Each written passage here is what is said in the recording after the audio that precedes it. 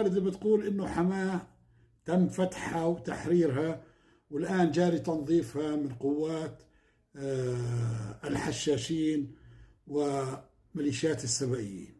حماة هذه للي ما بيعرف وللأجيال اللي ما بتعرف، هذه حصل فيها مجزرتين من قبل فرقة الحشاشين النصيرية في عام 64، وكان برضو شارك فيها رفعت الأسد، وبرضه في 82 حافظ الأسد ورفعت قاموا بمجزرة شنيعة جدا. في 13 يوم قتلوا 40,000، هدموا المساجد، هدموها لحماة. الآن في الذكرى 42 لمجزرة حماة يقوم الشباب بفتحها من جديد. هذه حماة مروان عقلة، عدنان عقلة، مروان حديد. هذه حماة الأبطال.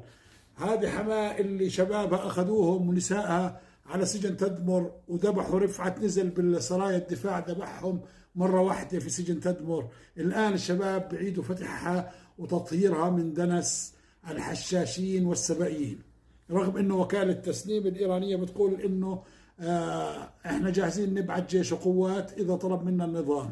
روحت يا حبيبي، كان بعت لحسن نصر الله اللي اندبح اللي تربيت عنده. بس هو انت مش هدفك كيان المستجلبين، انت هدفك المسلمين واستئصالهم.